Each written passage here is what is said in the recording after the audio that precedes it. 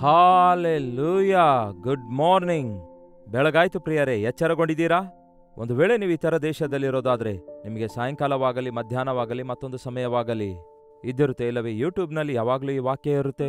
ನೀವು ಯಾವುದೇ ಸಮಯದಲ್ಲಿ ವೀಕ್ಷಿಸಿದರೂ ಸಹ ಪ್ರತಿ ಸಾರಿ ದೇವರು ನಿಮ್ಮೊಂದಿಗೆ ಮಾತಾಡ್ತಿದ್ದಾರೆ ಎಂಬ ವಿಷಯವನ್ನು, ಏನೇನು ಮಾತಾಡುತ್ತಿದ್ದಾರೆ ಎಂಬ ವಿಷಯಗಳನ್ನು ನೀವು ಗುರುತಿಸುವುದಾದರೆ ಈ ಅನುದಿನದ ಧ್ಯಾನಗಳು ಅನುದಿನವೂ ನಮಗೆ ಜೀವಾಹಾರವಾಗಿ ಮಾರ್ಪಡ್ತವೆ. ಮನುಷ್ಯನು ರೊಟ್ಟಿಯಿಂದ ಮಾತ್ರವಲ್ಲ, ದೇವರ ಬಾಯಿಂದ ಹೊರಡುವ ಪ್ರತಿಯೊಂದು ಮಾತಿನಿಂದ ಬದುಕುವನು ಎಂಬ ವಾಕ್ಯ ವಾಸ್ತವವಾದದೆಂದು ನಾವು ಗುರುತಿಸಬಲ್ಲೆವು. ಒಂದು ಚಿಕ್ಕ ಪ್ರಾರ್ಥನೆ.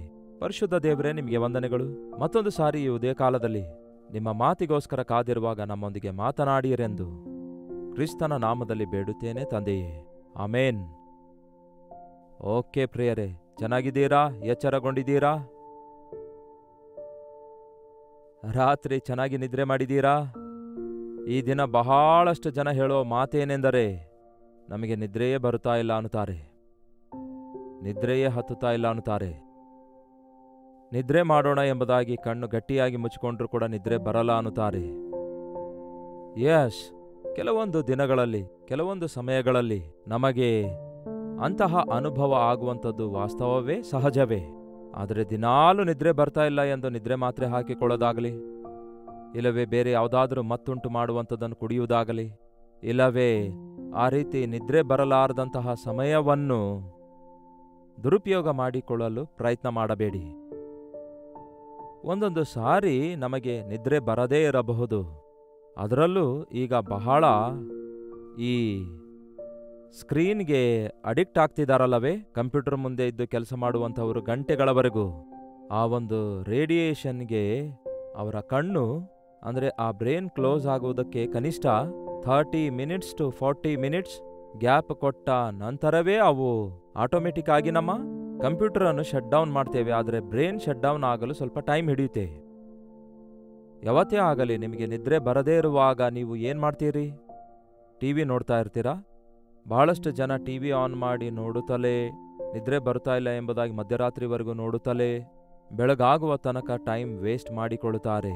ಟಿವಿ ಆನಲ್ಲೇ ಇರುತ್ತೆ, ಹಾಗೆಯೇ ಅರ್ಧಂಬರ್ಧ ನಿದ್ರೆ ಮಾಡುವಂಥವ್ರು ಕೂಡ ಕೆಲವರಿದ್ದಾರೆ.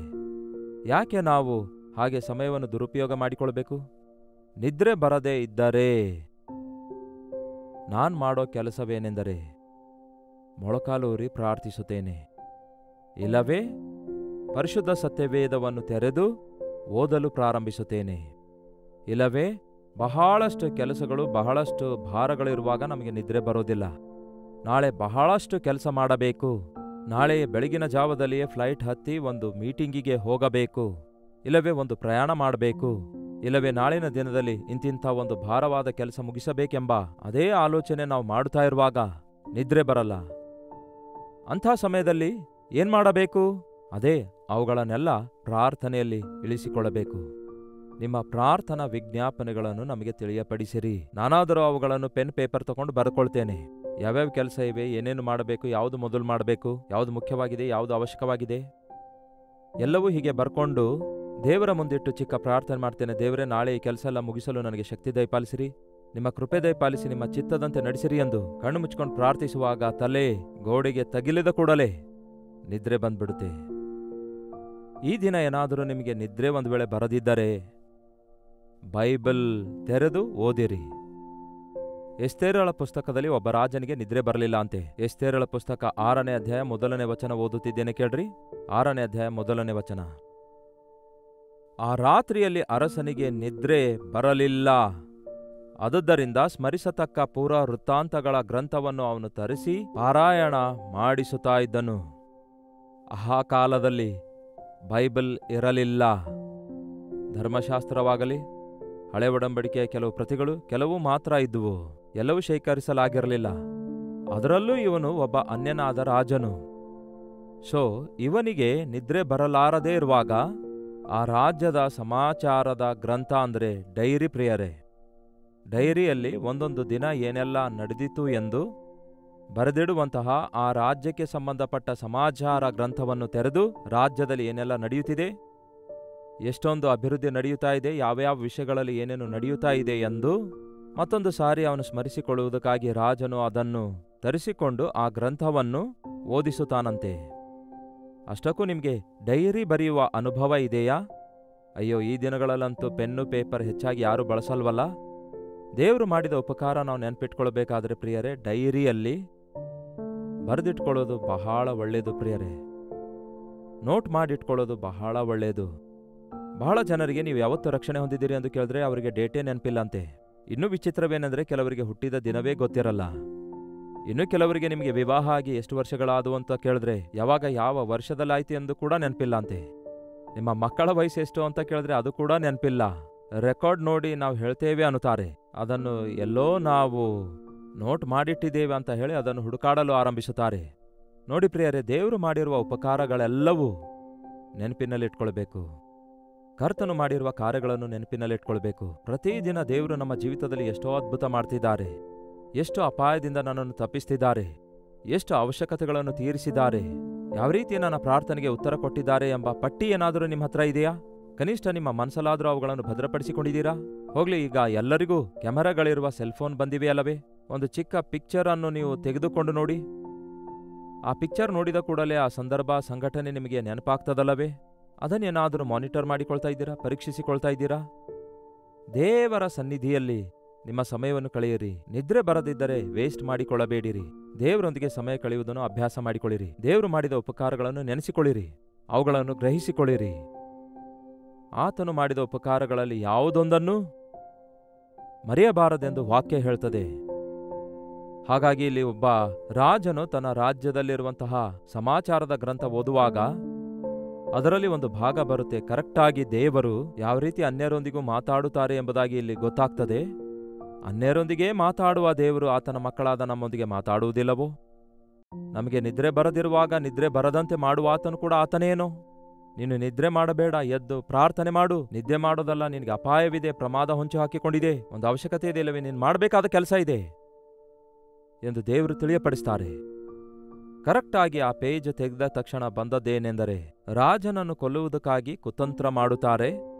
ಆ ಕುತಂತ್ರವನ್ನು ದ್ವಾರಪಾಲಕನಾದ ಮೊರ್ದೆಕಾಯಿ ಬಯಲುಪಡಿಸಿ ಆ ಒಂದು ಕೊಲೆಗಾರನನ್ನು ಹಿಡಿಸಿರುವುದರಿಂದ ರಾಜನ ಪ್ರಾಣವು ಕಾಪಾಡಲ್ಪಟ್ಟಿತು, ಪ್ರಾಣಹಾನಿ ತಪ್ಪಿತು ಎಂದು ಬರೆಯಲಾಗಿತ್ತು. ತಕ್ಷಣವೇ ಟಕ್ ಅಂತ ರಾಜನಿಗೆ ಆ ವಿಷಯ ನೆನಪಾಯಿತು. ಅಯ್ಯೋ, ನನ್ನ ಪ್ರಾಣವನ್ನೇ ಕಾಪಾಡಿದಾನು. ಮತ್ತೆ ಆ ಮೊರ್ದೆಕಾಯಿಗೆ ನಾವೇನಾದರೂ ಬಹುಮಾನ ಕೊಟ್ಟಿದ್ದೇವೋ, ಏನಾದರೂ ಸನ್ಮಾನ ಮಾಡಿದ್ದೇವೋ ಎಂದು ಆ ರಾಜನು ಕೇಳಿದ್ರೆ, ಹಾಗೆ ಆಗಿದ್ದೇ ಆದರೆ ಆ ಮೊರ್ದೆಕಾಯಿಗೆ ಹೀಗೆ ಸನ್ಮಾನಿಸಲಾಯಿತು ಎಂದು ಬರೆದಿರ್ತಿತ್ತಲ್ಲವೇ? ಆದರೆ ನಾವೇನು ಅವನಿಗೆ ಮಾಡಿಲ್ಲ ಅನ್ನುತ್ತಾರೆ.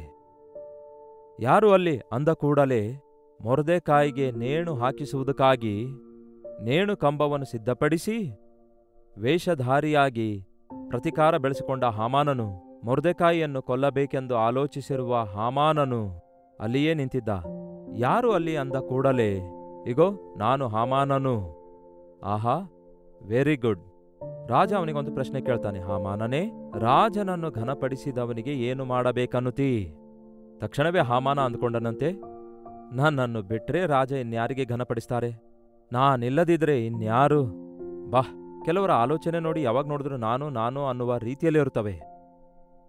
ತನಗೇ ಈ ಘನತೆ ಅಂದುಕೊಂಡು ತನ್ನ ಮನಸ್ಸಿನಲ್ಲಿರುವ ಕೋರಿಕೆಯೆಲ್ಲ ಹೇಳ್ಕೊಳ್ತಾನೆ ರಾಜನ ಮುಂದೆ. ರಾಜವಸ್ತ್ರ ಧರಿಸಿ ಉಂಗುರ ಇಟ್ಟು ರಾಜನ ಕುದುರೆ ಹತ್ತಿಸಿ ರಾಜನ ಹತ್ತಿರ ಇರುವ ವ್ಯಕ್ತಿ ಅವನನ್ನು ಊರಿನಲ್ಲೆಲ್ಲ ಸುತ್ತಾಡಿಸಿ ರಾಜನು ಘನಪಡಿಸಿರುವ ವ್ಯಕ್ತಿ ಹೀಗಿರಬೇಕು, ಓಹೋ ಎಂದು ಹೇಳಬೇಕು ಎಂದು ತಿಳಿಸಿದಾಗ ರಾಜನು ಹೇಳ್ತಾನೆ, ಈಗ ನೀನು ಹೇಳಿದ್ದನ್ನೆಲ್ಲ ದ್ವಾರಪಾಲಕನಾಗಿರುವ ಮೊರ್ದೆಕಾಯಿಗೆ ಮಾಡು, ನೀನೇ ಮಾಡು ಎಂದು ಹೇಳಿದಾಗ ಸತ್ತಂತಹ ಕೆಲಸವಾಯಿತು ಹಾಮಾನನಿಗೆ.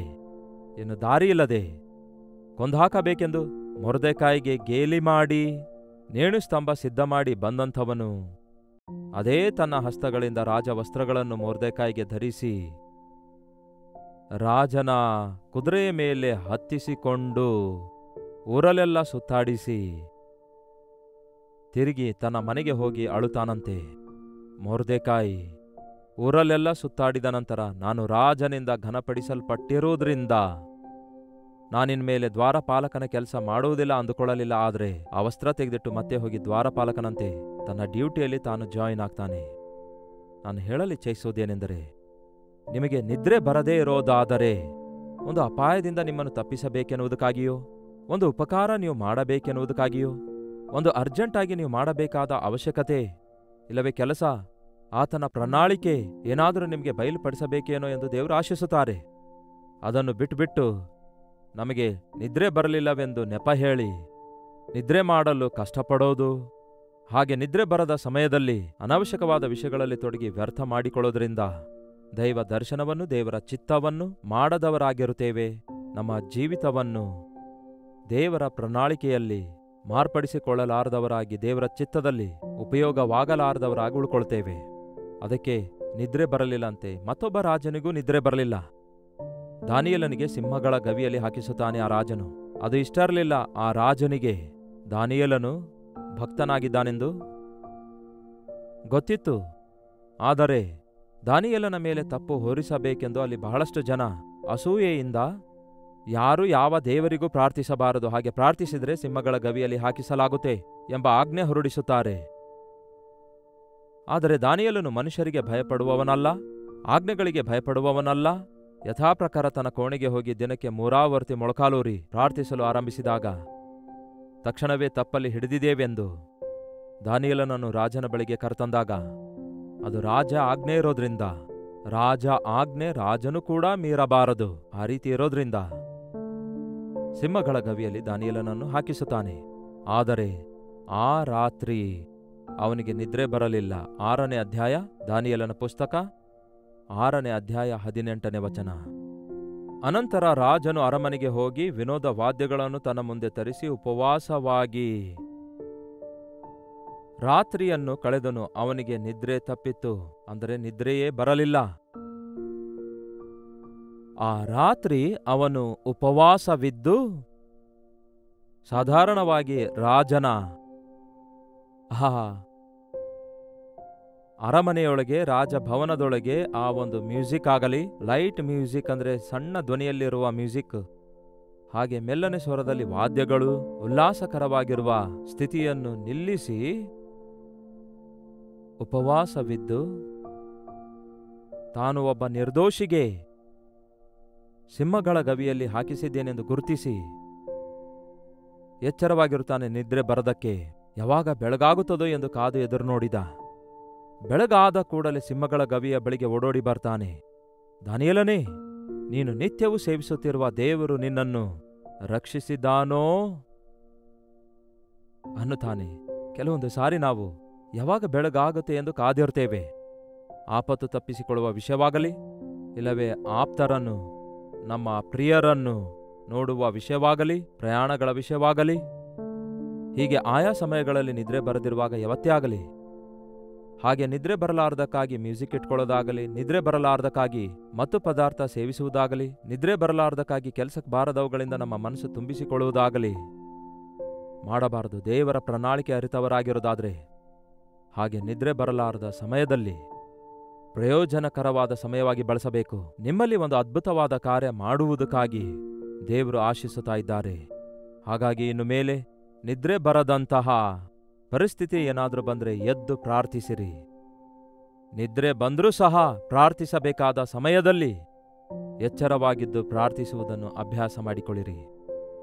ದೇವರ ದೃಷ್ಟಿಯಲ್ಲಿ ನಾವು ಪ್ರಯೋಜಕರಾಗಿರಬೇಕಾದರೆ ದೇವರ ಆತ್ಮನ ನಡೆಸುವಿಕೆಗೆ ವಿಧೇಯರಾಗುವುದನ್ನು ಕಲಿತು ದೇವರು ಕೊಟ್ಟ ಪ್ರತಿ ಅವಕಾಶ ಉಪಯೋಗಿಸಿಕೊಳ್ಳಬೇಕು. ಆಗ ಕೇವಲ ನಿಮಗೋಸ್ಕರವಲ್ಲದೆ ಅನೇಕರಿಗೆ ಆಶೀರ್ವಾದಕರವಾಗಿ ಮಾರ್ಪಡ್ತೀರಿ. ದೇವರು ನಿಮ್ಮ ಮೂಲಕ ಮಾಡಬೇಕೆಂದಿರುವಂತಹ ಕಾರ್ಯಗಳು ನಿಮ್ಮ ಮುಖಾಂತರ ಮಾಡುವಂತೆ ನೀವು ದೇವರಿಗೆ ಲಭ್ಯವಾಗಿರೋದಾದರೆ ನಿಮ್ಮ ಮುಖಾಂತರ ದೇವರು ಅದ್ಭುತವಾದ ಕಾರ್ಯಗಳನ್ನು ಮಾಡುವುದಕ್ಕಾಗಿ ಆಸೆಯುಳ್ಳವರಾಗಿದ್ದಾರೆ. ಒಬ್ಬ ತಂದೆಯಾಗಿ, ಒಬ್ಬ ತಾಯಿಯಾಗಿ, ಒಬ್ಬ ಕುಟುಂಬಸ್ಥನಾಗಿ, ಒಬ್ಬ ಅಧಿಕಾರಿಯಾಗಿ ಅನೇಕ ಜವಾಬ್ದಾರಿಕೆಗಳನ್ನು ನಮ್ಮ ಮೂಲಕ ನೆರವೇರಿಸುವುದಕ್ಕಾಗಿ, ದೇಶಕ್ಕೆ ದಿವ್ಯ ದಾನವಾಗಿ, ಅನೇಕರಿಗೆ ಆಶೀರ್ವಾದಕರವಾಗಿ, ನಮ್ಮನ್ನು ಪ್ರಯೋಜನಕರವಾಗಿ, ವಿಶ್ವಾಸಿಗಳನ್ನು ಬಲಪಡಿಸುವವರನ್ನಾಗಿ ದೇವರು ತನ್ನ ಅದ್ಭುತ ಕಾರ್ಯಗಳನ್ನು ಮಾಡುವುದಕ್ಕಾಗಿ ನೀವು ನಾನು ಆತನಿಗೆ ಬೇಕಾಗಿದ್ದೇವೆ. ಈ ದಿನ ದೇವದೂತರನ್ನೆಲ್ಲ ದೇವರು ಕೋರಿಕೊಳ್ಳೋದು ದೇವರಿಗೆ ವಿಧೇಯರಾದ ಅಧೀನರಾದ ಮಾನವರನ್ನೇ ಕೋರಿಕೊಳ್ತಾರೆ. ಬನ್ನಿ ಪ್ರಾರ್ಥಿಸೋಣ. ಪರಿಶುದ್ಧ ದೇವರೇ, ಪ್ರೀತಿಯುಳ್ಳ ತಂದೆಯೇ, ಬಹಳಷ್ಟು ಸಾರಿ ನಿಮ್ಮ ಪ್ರಣಾಳಿಕೆಯನ್ನು ಅರಿಯದೆ ನೀವು ಅನುಮತಿಸಿದ ಕಾರ್ಯಗಳು ಯಾಕೆ ನೆರವೇರುತ್ತಾ ಇಲ್ಲ ಎಂದು ಗುರುತಿಸದೆ ನಾವು ಬೇಸರಗೊಳ್ತಿದ್ದೇವೆ ಹೊರತು ನಮಗೆ ನಿದ್ರೆ ಬರಲಿಲ್ಲವೆಂದು, ಮನಸ್ಸಿಗೆ ನೆಮ್ಮದಿ ಇಲ್ಲವೆಂದು ನಿಮ್ಮ ಆತ್ಮ ಪ್ರೇರೇಪಿಸುತ್ತಿರುವಾಗ ನಾವು ಎದ್ದು ಪ್ರಾರ್ಥಿಸುವುದಕ್ಕಾಗಿ, ಎದ್ದು ನೀವು ಒಪ್ಪಿಸಿರುವ ಕೆಲಸವನ್ನು ಮಾಡಿ ಮುಗಿಸುವುದಕ್ಕಾಗಿ, ಎದ್ದು ನಿಮ್ಮ ಸನ್ನಿಧಿಯಲ್ಲಿ ಕಾದುಕೊಂಡು ನಿಮ್ಮ ಚಿತ್ತ ಅರಿತುಕೊಳ್ಳುವುದಕ್ಕಾಗಿ, ನೀವು ಆಶಿಸಿದಂತಹ ಕಾರ್ಯಗಳು ನಮ್ಮ ಮೂಲಕ ನೆರವೇರುವುದಕ್ಕಾಗಿ ನಾವು ಎಚ್ಚರವಾಗಿದ್ದು ನಿಮ್ಮ ಚಿತ್ತವನ್ನು ಅರಿತುಕೊಳ್ಳುವ ಹಾಗೆ ವಿಶ್ವಾಸಿಗಳೆಂದು ಹೇಳಿಕೊಳ್ಳುವ ನಮ್ಮ ಪ್ರತಿಯೊಬ್ಬರಿಗೂ ಸಹಾಯ ಮಾಡಿರಿ. ಈ ದಿನವಿಡೀ ಯಾವ ನಿಮಿಷದಲ್ಲಿ ಯಾವ ಕೆಲಸ ನಡೆಯಬೇಕೋ, ಯಾವ ನಿಮಿಷದಲ್ಲಿ ಎಲ್ಲಿರಬೇಕು, ಎಲ್ಲಿ ಯಾವ ಮಾತಾಡಬೇಕು ಎಂದು, ಒಂದು ದಿನದಲ್ಲಿ ನಾವು ಏನೇನು ಪೂರ್ಣಗೊಳಿಸಬೇಕೆಂಬ ಪ್ರಣಾಳಿಕೆಯುಳ್ಳಂತಹ ದೇವರೇ, ನಿಮ್ಮ ಚಿತ್ತಕ್ಕೆ ಅಧೀನರಾಗಿ ಎಲ್ಲವನ್ನು ಚೆನ್ನಾಗಿ ಮಾಡಿ ಮುಗಿಸುವ ದೇವರಲ್ಲಿ ನಂಬಿಕೆ ಇಟ್ಟು ದೇವರ ಕಾರ್ಯಗಳನ್ನು ನೆರವೇರಿಸುವಂಥವರಾಗಿ ನಾವಿರುವಂತೆ ನಮಗೆ ಸಹಾಯ ಮಾಡಿರೆಂದು ಕ್ರಿಸ್ತನ ನಾಮದಲ್ಲಿ ಬೇಡುತ್ತೇನೆ ತಂದೆಯೇ, ಆಮೇನ್. ತಂದೆಯಾದ ದೇವರ ಪ್ರೀತಿಯೂ ಮಗನಾಗಿರುವ ಕ್ರಿಸ್ತನ ಕೃಪೆಯೂ ಆದರಣೆಕರ್ತನಾದ ಪವಿತ್ರಾತ್ಮನ ಸಹವಾಸವು ಕೂಡಿ ಬಂದಿರುವ ನಮ್ಮೆಲ್ಲರ ಸಂಗಡ ಇಂದಿಗೂ ಸದಾಕಾಲಕ್ಕೂ ನೆಲೆಯಾಗಿರಲಿ, ಆಮೇನ್. ದೇವರಿಗೆ ಸ್ತೋತ್ರ. ನಿಮ್ಮ ಪ್ರಾರ್ಥನಾ ಮನವಿಗಳನ್ನು 8939731313 ನಂಬರ್ಗೆ, ಹಾಗೆ ಹೊರದೇಶದಿಂದಲೂ ಸಹ ವೀಕ್ಷಿಸುವುದಾದರೆ ಇದೇ ನಂಬರ್ಗೆ ಒಂದು ಟೆಕ್ಸ್ಟ್ ಇಲ್ಲವೇ ವಾಯ್ಸ್ ಮೆಸೇಜ್ ಮೂಲಕ ವಾಟ್ಸಪ್ ಕಳಿಸಿಕೊಡಿರಿ. ನಿಮ್ಮೆಲ್ಲರ ಪಕ್ಷದಲ್ಲಿ ನಾವು ನಿಮಗಾಗಿ ಪ್ರಾರ್ಥಿಸ್ತಿದ್ದೇವೆ, ನೀವು ಕೂಡ ಪ್ರಾರ್ಥಿಸಿರಿ. Doctor Jayapal Kannada YouTube channel ಇದುವರೆಗೂ ಸಬ್ಸ್ಕ್ರೈಬ್ ಮಾಡಿಕೊಳ್ಳದೇ ಇದ್ದರೆ ಹಿಂದೆ ಸಬ್ಸ್ಕ್ರೈಬ್ ಮಾಡಿಕೊಂಡು ಶೇರ್ ಮಾಡಿರಿ. ಕಾಮೆಂಟ್ ಸೆಕ್ಷನ್ನಲ್ಲಿ ನಿಮ್ಮ ಹೆಸರು ಊರು ಟೈಪ್ ಮಾಡುವುದನ್ನು ಮರೆಯಬೇಡಿ. ಪ್ರತಿದಿನ ಈ ರೀತಿಯ ಅನುದಿನದ ಧ್ಯಾನ ಎಷ್ಟೋ ಪ್ರಯಾಸಪಟ್ಟು ನಿಮಗೆ ತಲುಪಿಸುತ್ತಿದ್ದೇವೆ. ಇದನ್ನು ನೀವು ವೀಕ್ಷಿಸಿದಾಗ, ನೀವು ಮೇಲುಗಳನ್ನು ಹೊಂದಾಗ ಆ ವಿಷಯ ತಿಳಿಯಪಡಿಸಿರಿ. ಕರ್ತನನ್ನು ಸ್ತುತಿಸಲು ಮತ್ತಷ್ಟು ಪ್ರೋತ್ಸಾಹಕರವಾಗಿ ಸೇವೆ ಮುಂದುವರಿಸಲು ನೀವು ಸಹಕರಿಸಿದವರಾಗಿರುತ್ತೀರಿ. ಕರ್ತನ ಚಿತ್ತವಿರುವುದಾದರೆ ಮತ್ತೆ ನಾಳೆ ಇದೇ ಅನುದಿನದ ಧ್ಯಾನದಲ್ಲಿ ಮತ್ತೆ ಭೇಟಿಯಾಗೋಣ. ಅಲ್ಲಿವರೆಗೂ ದೇವರ ಮಹಾಕೃಪೆ ಸದಾಕಾಲಕ್ಕೂ ನಿಮ್ಮೆಲ್ಲರೊಂದಿಗಿರಲಿ.